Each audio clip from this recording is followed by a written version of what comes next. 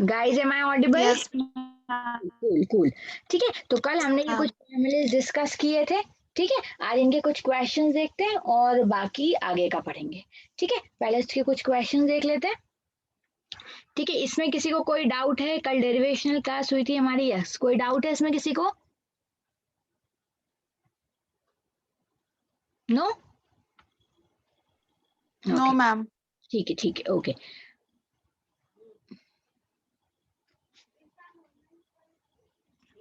Yes, देखो क्या कह रहे हैं question. helium plus ion a helium plus ion is in first excited state. In its first excited state, its ionization energy is, अगर कोई आपके पास हीलियम आयन है, वो फर्स्ट एक्साइटेड स्टेट में है, तो हमसे पूछा जा रहा है कि उसकी आयनाइजेशन एनर्जी क्या होगी। ठीक है, तो आयनाइजेशन एनर्जी का फॉर्मूला हमने अभी देखा, En is equals to what? En is equals to minus 13.6 divided by n square. ठीक है, ये जनरल फॉर्मूला था अगर हम किसकी बात करते हैं, हाइड्रोजन एटम की बात करते हैं। लेकिन यहाँ पे उन्होंने दिया है कि हाइड्रोजन एटम नहीं दिया, बल्कि क्या दिया है, एक हीलियम प्लस आयन दिया है। क्या दिया है? हीलियम प्लस आयन दिया है। तो उसके लिए फिर आपको ध्यान रखना पड़ेगा कि किसका कॉन्सेप्ट लो आप, एटॉमिक नंबर। हम हमेशा atomic number Z is equals to 1 put up करके जो जनरल फॉर्मूला लिख देते हैं ना। तो यहाँ पे देखो, ये हमारा En क्या फॉर्मूला हो जाएगा, -13.6 Z square by n square. ठीक है, यहाँ पे Z की जगह हम क्या पुट कर दिए, हाइड्रोजन एटम था तो Z की जगह 1 पुट अप करके हमने क्वेश्चन को सॉल्व किया था। अब यहाँ पे हम Z की जगह 1 नहीं लेंगे, क्या लेंगे, जो भी हमारा आयन दिया है ना। यहाँ पे हमारे इस केस में हमें हीलियम आयन गिवन है, तो उसकी हेल्प से हम इस क्वेश्चन को सॉल्व करेंगे। यस, ठीक है, तो क्या हो जाएगा, yes, any guesses, any answers, try करो। यस, ट्राई करो।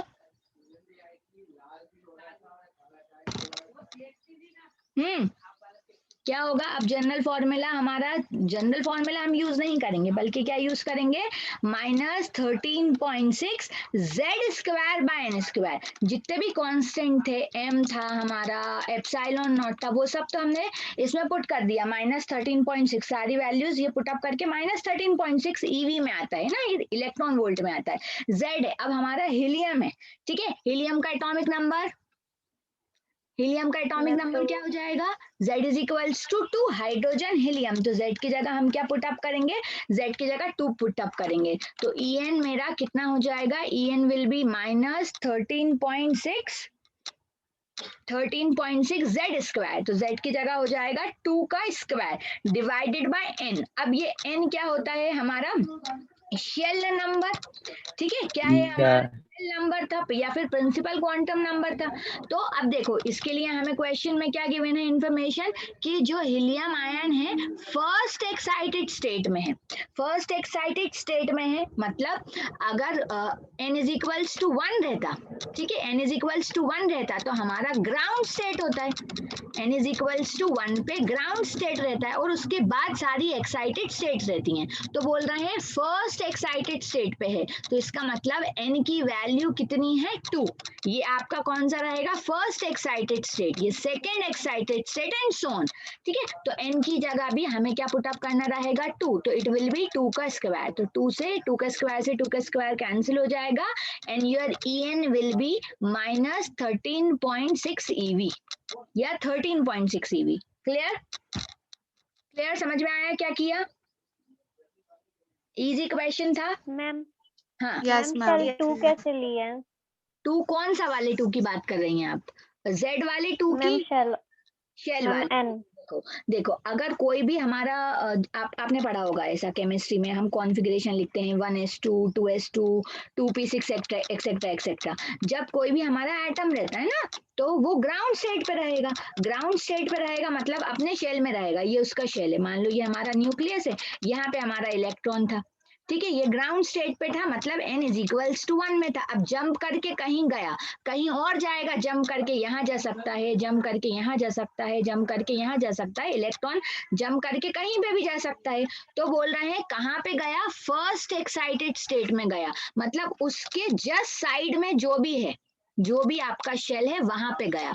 तो अगर n इज इक्वल्स टू 1 में ले लूं तो नेक्स्ट एक्साइटेड स्टेट, अगर n इज इक्वल्स टू 1 को ग्राउंड स्टेट कंसीडर कर रहे हैं तो n इज इक्वल्स टू 2 क्या हो जाएगा, फर्स्ट एक्साइटेड स्टेट हो जाएगा। n इज इक्वल्स टू 3 क्या हो जाएगा, सेकेंड एक्साइटेड स्टेट हो जाएगा। Okay clear. जैसे कल हमने एनर्जीज निकाली थी, फर्स्ट एनर्जी हमारी क्या आई थी 13.6, फिर नेक्स्ट एनर्जी, फिर नेक्स्ट एनर्जी हमने कल फाइंड आउट की थी। En की वैल्यूज अलग अलग ना, कल हमने En की अलग अलग वैल्यूज फाइंड की थी ये, ठीक है। ये E1 फाइंड किया, E2 फाइंड किया। तो अगर ये ग्राउंड स्टेट लेके चल रही हूँ तो ये आपकी कौन सी हो जाएगी, फर्स्ट एक्साइटेड स्टेट हो जाएगी। फिर E3 हो जाएगा second excited state and so on. Clear, now clear. Yes, ma'am. Yes, ma'am. Okay cool cool cool. Okay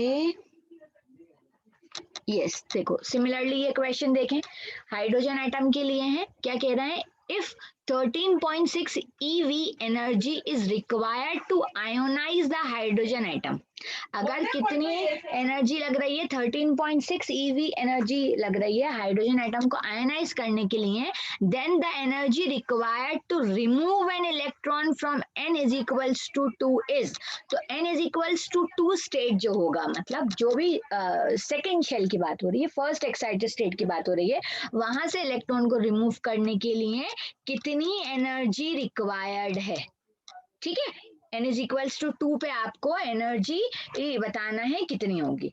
yes, क्या फॉर्मूला है हमारा, फिर से वही सेम चीज, क्या फॉर्मूला है। यस, बहुत इजी सा है।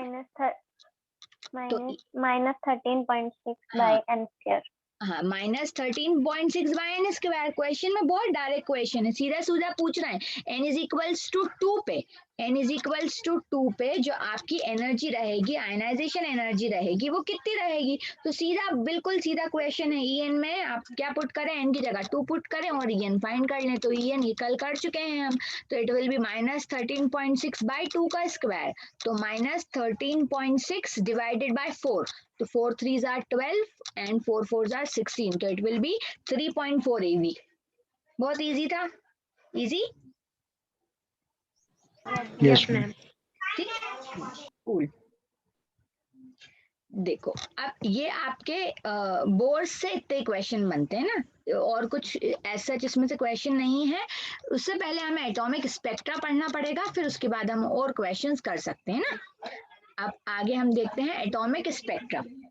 एटॉमिक स्पेक्ट्रा, बोर्स ने क्या बोला था, बोर्स ने बोला था कि इलेक्ट्रॉन जो है फिक्स्ड शेल में है, फिक्स्ड शेल में है। अब क्या किया गया, एक एक्सपेरिमेंट परफॉर्म किया गया।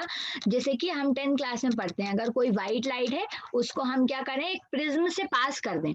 हम एक व्हाइट लाइट को अगर प्रिज्म से पास कर दें तो व्हाइट लाइट क्या हो जाती है, स्प्लिट हो जाती है, और हमें ऐसा कुछ विबग्योर का बैंड मिलता है ना, violet, indigo, blue, green, yellow, orange, red, हमें ऐसा एक स्पेक्ट्रम मिलता है। लेकिन ये स्पेक्ट्रम कैसा रहता है, कंटिन्यूअस स्पेक्ट्रम रहता है। कैसा स्पेक्ट्रम रहता है, कंटिन्यूअस स्पेक्ट्रम रहता है। अगर इसकी जगह हम क्या ले लें, कुछ हॉट गैसेस ले लें, ठीक है, कुछ हॉट गैसेस ले लें, अगर फिर हम उसको प्रिज्म से जब पास कराया गया तो क्या देखा गया कि आपको कंटिन्यूअस स्पेक्ट्रम नहीं मिला, बल्कि क्या मिला, एक डिस्क्रीट स्पेक्ट्रम मिला, कुछ कुछ कलर्स मिले, और बाकी देखो ये क्या है, ब्लैक स्क्रीन, ब्लैक स्क्रीन, कुछ कुछ कलर मिले, फिर ब्लैक स्क्रीन, ब्लैक स्क्रीन, ठीक है। तो इस ऐसे स्पेक्ट्रम्स को क्या कहते हैं, डिस्क्रीट स्पेक्ट्रम्स कहते हैं। अब ये भी दो तरीके के होते हैं, डिस्क्रीट है, दो तरीके के हो सकते हैं, इलेक्ट्रॉन एमिट भी कर सकता है, एब्जॉर्ब भी कर सकता है। तो आपका एमिशन स्पेक्ट्रम कुछ इस तरीके से दिखता है,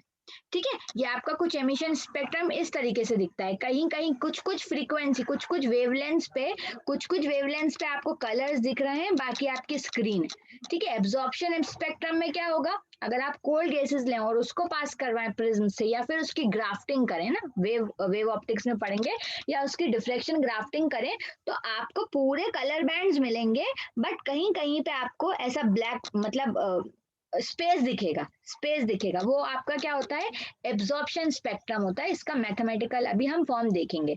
तो आपको स्पेक्ट्रा से समझ में आता होगा, एटॉमिक स्पेक्ट्रा से समझ में आ रही होगी बात की क्या मिलेगा हमें, एक कह सकते हैं हम कलर ऑफ बैंड्स मिलेंगे, कलर ऑफ बैंड्स हमें मिलने वाले हैं, कुछ हर एलिमेंट के लिए अलग अलग, ये स्पेक्ट्रम्स कैसे हैं, हर एलिमेंट के लिए अलग अलग हैं, लेकिन कैसे हैं, डिस्क्रीट हैं, व्हाइट लाइट की तरह कंटिन्यूअस नहीं है।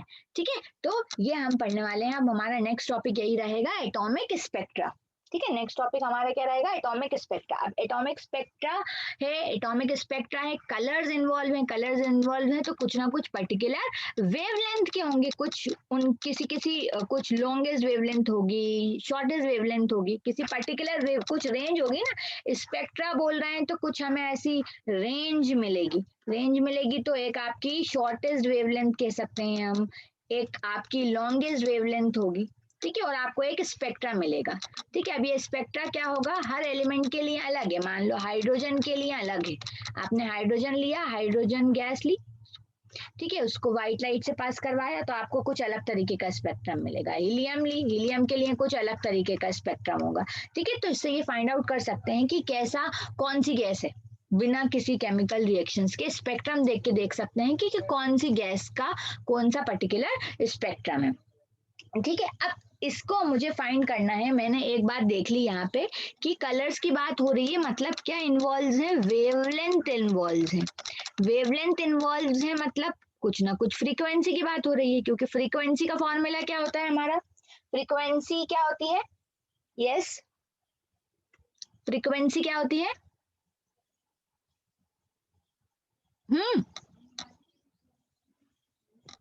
Ma'am wavelength by velocity. Wavelength by velocity. Okay, और कोई, मैम 1 by लैम्डा। नहीं 1 बाय लैम्डा नहीं, c बाय लैम्डा, उल्टा बोल दिया, हाँ वेवलेंथ बाय सी। वेलोसिटी नहीं, वेलोसिटी बाय वेवलेंथ। ठीक है, वेलोसिटी यहाँ पे क्या ले लिया, स्पीड ऑफ लाइट ले ली। ठीक है, क्योंकि इलेक्ट्रोमैग्नेटिक वेव्स की बात हो रही है, इलेक्ट्रोमैग्नेटिक वेव्स जो है स्पीड ऑफ लाइट के साथ चलती हैं, तो क्या ले लिया अपन ने, c ले लिया। ठीक है, तो वेलोसिटी क्या होगी, speed of light divided by wavelength.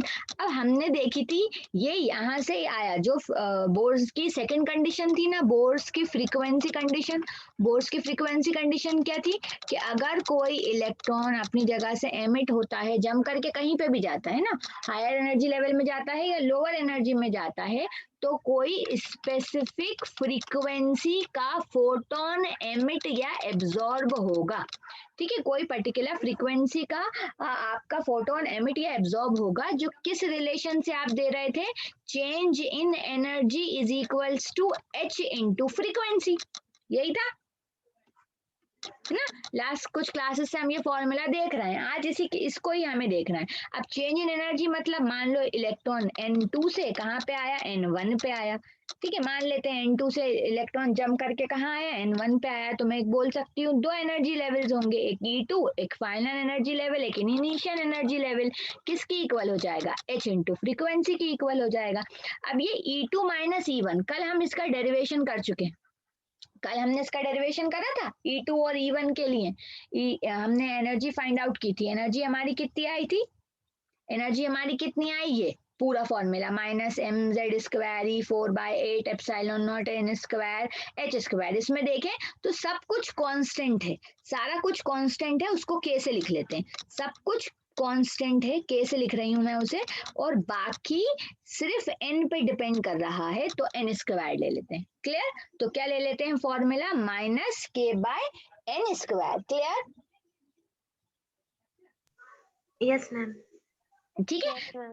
हाँ ठीक है, तो क्या हो गया, E2 माइनस E1 है, तो E2 मेरा कितना हो जाएगा, -k/n² और ये हो जाएगा -k/n1² is equals to h into frequency.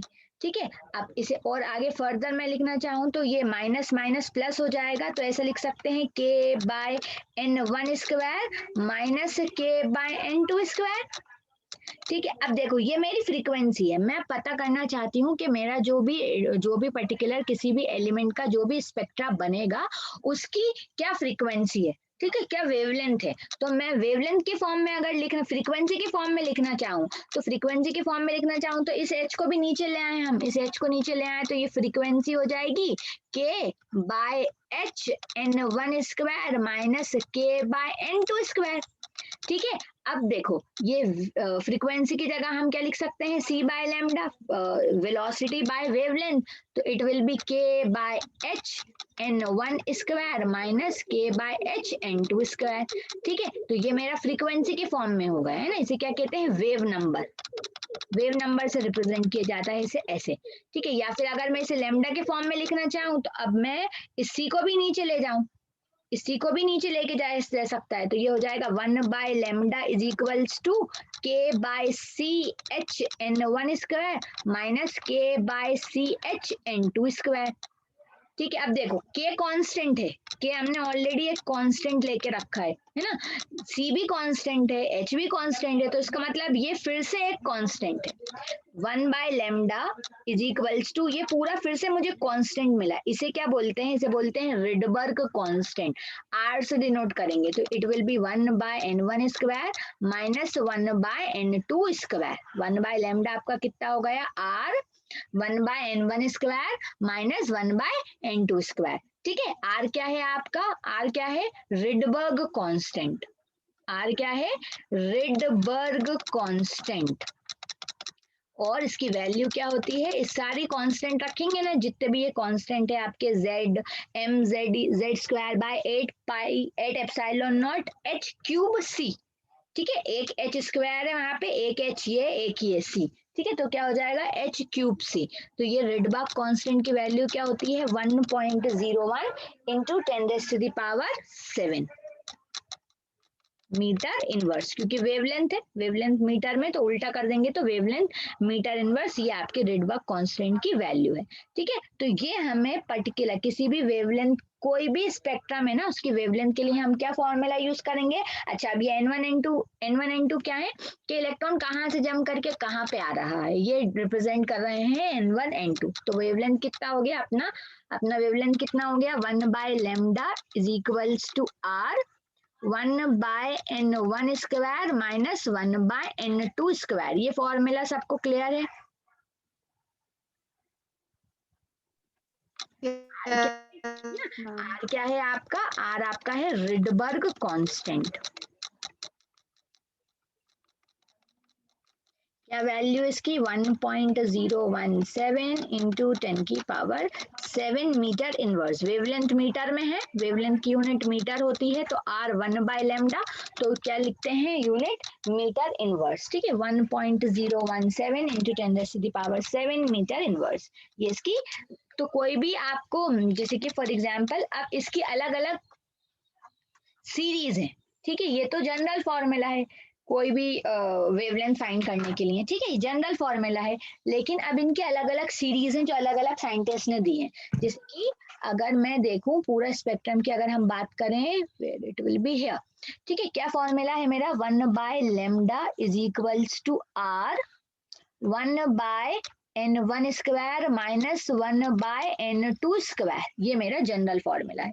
ठीक है, अब देखो कि अगर ये मेरी स्टेट्स है ना, n1 आपकी क्या रहेगी, फर्स्ट लेवल है, और n2 आपका जो भी लेवल होगा, सेकंड बोल लो, लास्ट बोल लो, कुछ भी बोल लो। ठीक है, तो n1 अगर आपका इलेक्ट्रॉन जंप करके कहीं से भी किसी भी स्टेट पे से किसी भी किसी भी स्टेट पे से अगर जंप करके कहाँ पे आ रहा है, n इज इक्वल्स टू 1 पे आ रहा है, फर्स्ट लेवल पे आ रहा है। ठीक है, किसी भी हायर एनर्जी लेवल से अगर इलेक्ट्रॉन जंप करके किधर पे आ रहा है, फर्स्ट एनर्जी लेवल पे आ रहा है। कहाँ पे आ रहा है, फर्स्ट एनर्जी लेवल पे आ रहा है, तो हम उस सीरीज को क्या कहते हैं, लाइमन सीरीज कहते हैं। ठीक है, इलेक्ट्रॉन जंप करके कोई भी, अगर n2 को मैं हायर एनर्जी लेवल बोल रही हूँ, n2 को क्या मैं बोल रही हूँ, हायर एनर्जी लेवल बोल रही हूँ, तो लाइमन सीरीज के केस में, लाइमन सीरीज के केस में n1 आपका कितना हो जाएगा, 1 हो जाएगा। ठीक है, इलेक्ट्रॉन कहीं से भी जंप करके कौन से एनर्जी लेवल पे आ रहा है, फर्स्ट एनर्जी लेवल पे आ रहा है। ठीक है, तो n1 आपका क्या हो गया, 1 हो गया। तो लाइमन सीरीज किस तरीके से डिनोट की जाएगी, 1 by lambda is equals to r 1 by 1 का स्क्वायर माइनस 1 बाय n2 का square. Clear. Clear? Yes, ma'am. Yes, ma'am. अब ये जो सीरीज है, ये लाइमन सीरीज जो है, ये कहाँ पे लाई करती है, कहाँ पे, ये कौन सी सीरीज है? इनविजिबल है। अब इनके भी कुछ पॉइंटर्स होते हैं ना, इससे जो हमें जो वेवलेंथ्स मिलेंगी वो कैसी है? इनविजिबल है, फर्स्ट पॉइंट। और सेकंड पॉइंट, ये कहाँ पे लाई करती हैं? अल्ट्रा वायलेट रेज जो है ना, अल्ट्रा अल्ट्रावायलेट। तो ये हम कहेंगे कि कहाँ पे लाई करती हैं? यूवी रीजन में लाई करती हैं। ये 2 पॉइंट इसके, ये भी आपको याद रखना है। ठीक है, सबसे पहले इलेक्ट्रॉन जंप करके किसी भी हायर एनर्जी स्टेट से कहाँ पे आ सकता है? 1 पे आ सकता है। अच्छा, अब यहाँ से हम इसका स्पेक्ट्रा भी देख सकते हैं, इसका स्पेक्ट्रा भी देख सकते हैं, कहाँ से आ सकता है?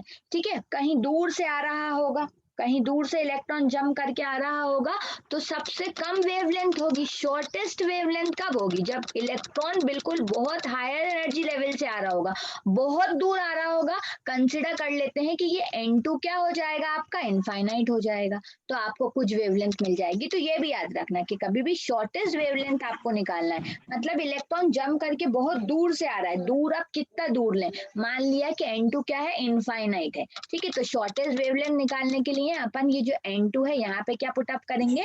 इनफाइनाइट पुटअप करेंगे। ऐसे ही अगर मैं बात करूं लॉन्गेस्ट वेवलेंथ की, तो लॉन्गेस्ट वेवलेंथ क्या हो जाएगा? कोई बताएगा? N1 N2 क्या ले लेंगे? जस्ट बाद वाला, जैसे कि लाइमन सीरीज में आपका जो ग्राउंड स्टेट, ये फर्स्ट एनर्जी लेवल है ना, फर्स्ट लेवल पे आ रहा है आपका इलेक्ट्रॉन, तो उस कहाँ से आ सकता है? जस्ट बाद वाला कौन सा होगा? 13. इज इक्वल्स टू 2 रहेगा। तो N2 जो है अपन क्या पुट कर सकते हैं? लाइमन के लिए 2 पुट करेंगे तो अपन को लॉन्गेस्ट वेवलेंथ मिल जाएगी। क्लियर? क्लियर? Yes, ma'am. ठीक है, इसी तरीके से सिमिलरली और आगे बढ़ सकते हैं, जैसे कि आपका नेक्स्ट जो सीरीज आएगी क्या आएगी? बामर सीरीज आएगी। बामर सीरीज क्या है? विजिबल रीजन है आपका, इससे जो हमें वेवलेंथ मिलती हैं वो विजिबल है ना, विजिबल लाइट जो भी आपको विब्योर बैंड मिलता है। ठीक है, बामर सीरीज क्या है? विजिबल रीजन है। अब इसमें क्या होगा कि जो भी आपके इलेक्ट्रॉन है किसी भी हायर एनर्जी लेवल से, किसी भी हायर एनर्जी लेवल से कहाँ पे आएंगे? n इज इक्वल्स टू 2 पे आएंगे। तो बामर के लिए आपका फॉर्मूला क्या हो जाएगा? बामर रीजन के लिए आपका फॉर्मूला क्या हो जाएगा? 1/λ इज इक्वल्स टू r। 1 कहाँ से आ रहा है? किसी भी हायर एनर्जी लेवल से 2 पे आ रहा है, तो ये हो जाएगा 2 का स्क्वायर माइनस 1/n2 स्क्वायर। ठीक है, 2 पॉइंट्स याद रखना है, विजिबल रीजन है ना, विजिबल रीजन है, ये याद रखना है आपको। थर्ड है फिर आपकी पैशन सीरीज। पैशन सीरीज में क्या होगा? इलेक्ट्रॉन किसी भी हायर एनर्जी लेवल से कहाँ पे आके जंप करेगा? n इज इक्वल्स टू 3 पे, तो इट विल बी r1/3 का स्क्वायर माइनस 1/n2 का स्क्वायर। ठीक है, उसके बाद आएगी आपकी ब्रैकेट सीरीज। अच्छा, पैशन सीरीज आपकी कौन सी? इसके बाद ना पहली है आपकी यूवी रीजन, फिर आता है विजिबल रीजन, और इसके बाद जो है वो सारे कौन से हैं? Infrared reason. बाद के कौन से हैं? Infrared reason. पैशन है, फिर ब्रैकेट है, फिर उसके बाद है आपका P fun.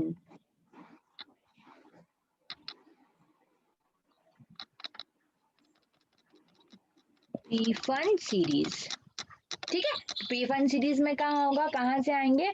n is equals to 5 से, higher energy level, higher energy level कुछ भी हो सकती है, से कहाँ पे आएंगे? n इज इक्वल्स टू 5 पे आएंगे। क्लियर?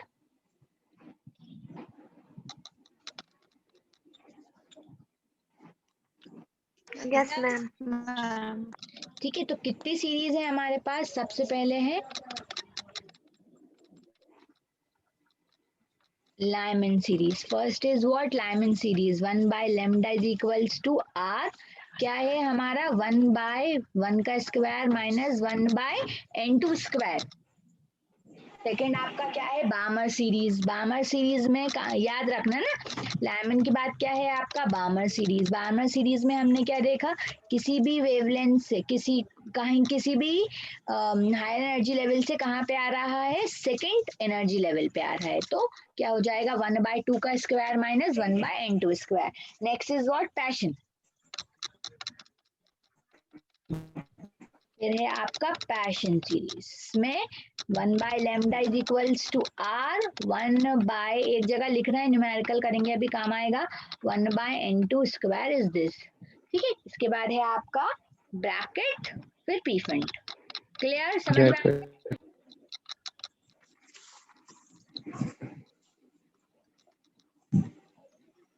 1/4 का स्क्वायर माइनस 1/n2 स्क्वायर और last one is Pfund series 1/λ is equals to r 1/5 का स्क्वायर माइनस 1/n2 स्क्वायर। ठीक है, तो ये आपकी ये पूरी सीरीज है 5, Lyman, Balmer, Paschen, Brackett and प्रीफन। ठीक है, अब इसमें ही क्या आता है, लॉन्गेस्ट आएगा, शॉर्टेस्ट वेवलेंथ आएगा, जस्ट बाद वाला, वेवलेंथ के रेशियो, ऐसे ऐसे कुछ कुछ क्वेश्चंस आते हैं, तो क्वेश्चन देख लेते हैं। ठीक है, आर क्या है, रिडबर्ग कांस्टेंट है जिसकी वैल्यू कितनी है 1.017 into 10⁻⁷ metre inverse. Clear? Yes, ma'am. ठीक है, okay, Yes, ma'am. Let's jump to numericals ताकि आपको क्लियर रहे। Yes, we'll do this later. We'll do this later. कुछ इजी करते हैं पहले।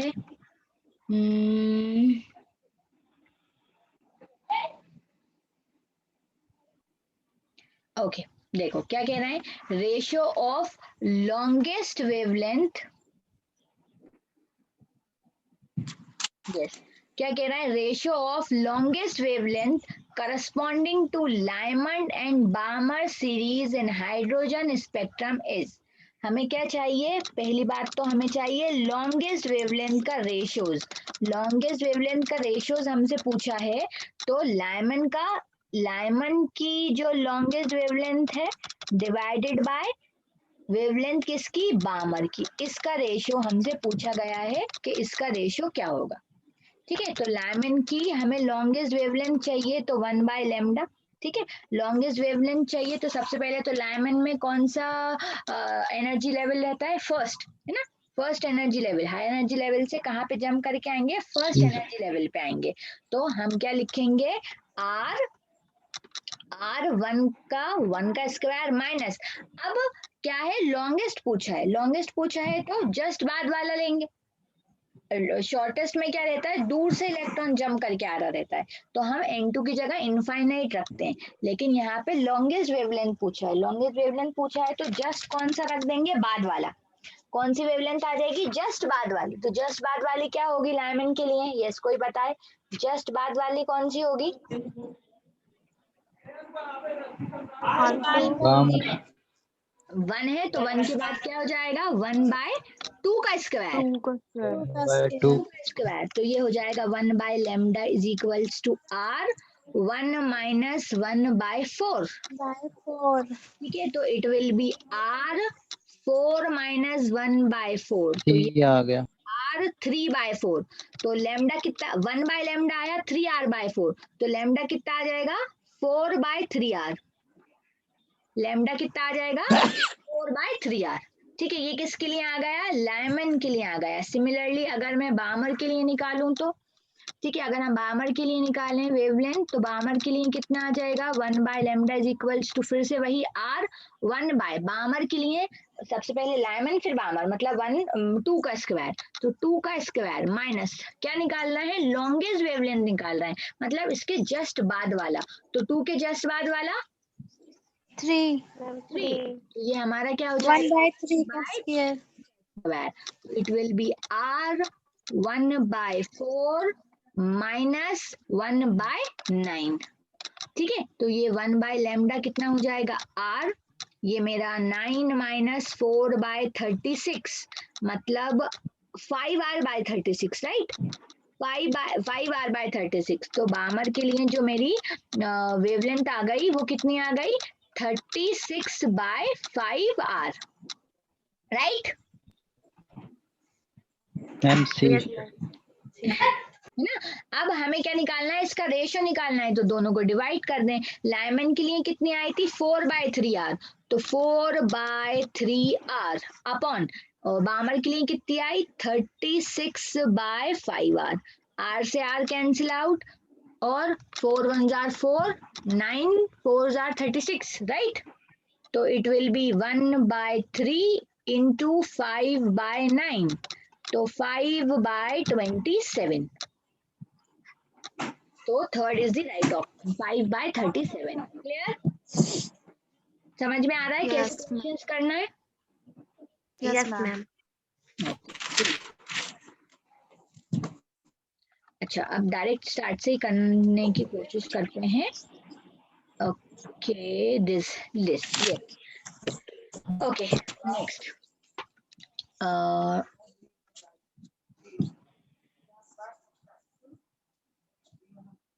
आवाज आ रही है ना मेरी? Yes, ma'am.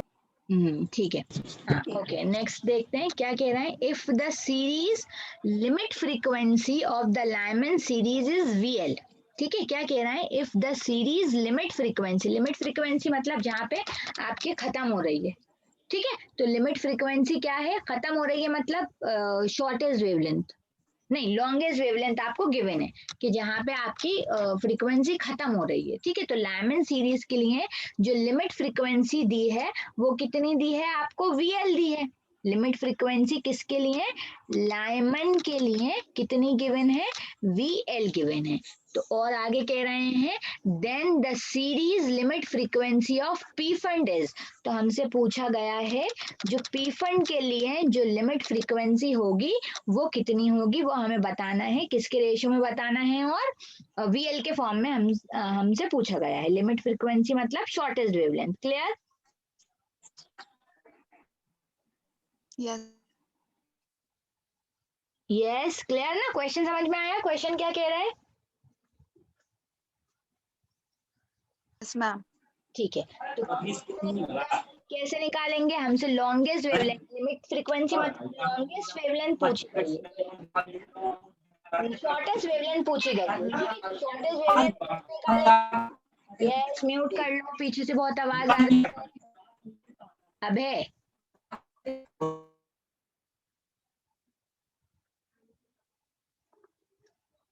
यस, अटेम्प्ट करो, कोशिश करो. Try it by yourself.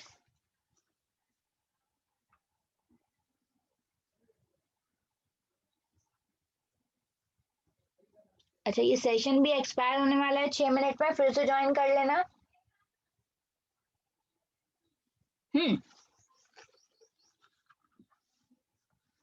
क्या फाइंड करेंगे? लिमिट फ्रीक्वेंसी दी है मतलब हम क्या फाइंड करने वाले हैं? सबसे दूर की शॉर्टेस्ट वेवलेंथ फाइंड करेंगे. ठीक है, शॉर्टेस्ट वेवलेंथ जो सबसे दूर से आ रहा होगा जो इलेक्ट्रॉन. ठीक है, तो शॉर्टेस्ट वेवलेंथ फाइंड करेंगे किसके लिए? लाइमन के लिए. तो लाइमन के लिए फाइंड करेंगे तो कितना हो जाएगा आपकी? 1/λ किसकी इक्वल होगा? यस, 1/λ किसकी इक्वल होगा? R1 by N 1 का square. 1 minus. 1 का स्क्वायर माइनस 1/n² होता था. ठीक है, तो ये आपकी 1/λ किसकी इक्वल हो जाएगा? R1/1 का स्क्वायर माइनस 1/1/इनफाइनाइट ले लेंगे. ठीक है, 1/इनफाइनाइट हो जाएगा ये. अब लैम्डा है, लैम्डा अपन से तो फ्रीक्वेंसी पूछी है, तो लैम्डा को किसके फॉर्म में लिख लेंगे? फ्रीक्वेंसी के फॉर्म में लिख लेंगे. फ्रीक्वेंसी के फॉर्म में लिख लेंगे तो कितना हो जाएगा ये? हमारा फ्रीक्वेंसी कितनी होती थी? C/λ. ठीक है, तो लैम्डा कितना हो जाएगा? लैम्डा हो जाएगा C/फ्रीक्वेंसी. ठीक है, लैम्डा कितना हो जाएगा? C/फ्रीक्वेंसी. यहाँ से फिर आप क्या करेंगे? यहाँ से एक फ्रीक्वेंसी फाइंड करेंगे. ठीक है, वो आपको किस फॉर्म में दी रहेगी? VL के फॉर्म में दी रहेगी. सिमिलरली पी फंड के लिए फाइंड करना है. पी फंड के लिए फाइंड करना है तो कितना हो जाएगा? 1/λ इज इक्वल्स टू R. अब पी फंड है तो कितना हो जाएगा? मतलब लास्ट वाली 5. 5. तो 5. माइनस फिर से 1/इनफाइनाइट का स्क्वायर. ठीक है, यहाँ से भी आपको मिल जाएगा C/V. ठीक है, यहाँ से भी आपको C/V मिल जाएगा, तो it will be V/C is equals to R. ठीक है, फिर इन दोनों इक्वेशन को सॉल्व करना और मुझे आंसर बताना क्या आया. ठीक है, बहुत सिंपल सा क्वेश्चन है. क्लियर? क्लियर हो जाएगा ना? Yes, ma'am. Yes, ma'am. Okay okay ठीक है. यस देखो नेक्स्ट क्वेश्चन क्या कह रहे हैं. Some energy levels of a molecules are shown in the figure. ठीक है, कुछ एनर्जी लेवल्स है -e -4/3 -2e -3. क्या कह रहे हैं. The ratios of the wavelength r is equals to λ1 by λ2. हमें r निकालना है और r है क्या λ1 by λ2. ठीक है, r क्या है λ1 by λ2 है. अब ये फिर से आपको लैम्डा के फॉर्म में दे दिया तो λ1 इज हियर. λ1 कहाँ से आ रहा है e से. ई से कहाँ है λ1 पे इलेक्ट्रॉन जो जंप कर रहा है ई से किधर पे जंप कर रहा है 2e पे जंप कर रहा है. और λ2 में कहाँ से जंप कर रहा है ई से कहाँ पे जंप कर रहा है 4/3 पे जंप कर रहा है. तो हम ये इजीली निकाल सकते हैं. किस एक्सप्रेशन से निकाले. बोर्ड्स की फ्रीक्वेंसी कंडीशन क्या कहती थी. Change in energy is equals to h into frequency. अब हमें फ्रीक्वेंसी के फॉर्म में नहीं लिखना वेवलेंथ के फॉर्म में लिखना है. तो डेल ई कितना हो जाएगा. डेल ई हो जाएगा h into c by lambda. ठीक है, अब लेमडा फाइंड करना है तो लेमडा कितना हो जाएगा h c by del E. H c by del E ये रहा. ठीक है, ये कितना हो जाएगा h c by del E. समझ में आया. ठीक है, तो अब हमारे पास देखो लेवल्स दिए थे सिर्फ तो हमने एनर्जी लेवल्स के फॉर्म में कर लिया. तो सबसे पहले अपन λ1 फाइंड करेंगे. λ1 फाइंड करेंगे तो ये कितना हो जाएगा. प्लैंक्स कांस्टेंट तो वही रहेगा h. स्पीड ऑफ लाइट भी वही रहेगी c. लेकिन ये e डेल ई कितना हो जाएगा. डेल ई होता है e2 माइनस e1. मतलब कहाँ से आपका जो है जो इलेक्ट्रॉन है जंप करके कहाँ से कहाँ पे आ रहा है. तो फर्स्ट वाली की कंडीशन में क्या है इलेक्ट्रॉन कहाँ डेल ई मैं डेल 1 की बात करूं तो कहाँ से जंप करके कहाँ पे आ रहा है.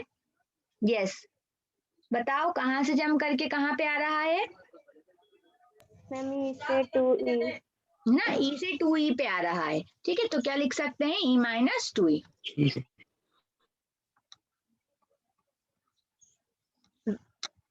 तो डेल 1 हो जाएगा E C by E minus 2e.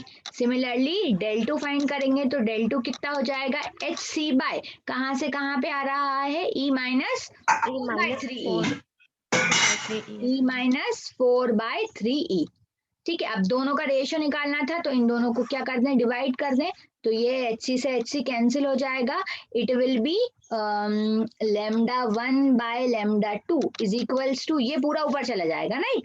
तो it will be e minus 4/3 कितना हो जाएगा 3 माइनस 4/e. तो इट विल बी -1/3 ना -1/3e डिवाइडेड बाय ये है e माइनस 2e मतलब माइनस e.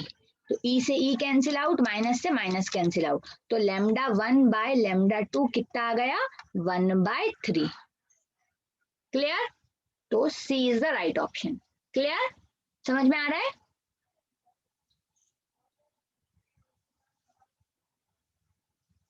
यस रीजॉइन कर लिएगा 1 मिनट में ये सेशन एक्सपायर होने वाला है. Okay ma'am. समझ में आया कोई दिक्कत. No ma'am. No, ma'am. Okay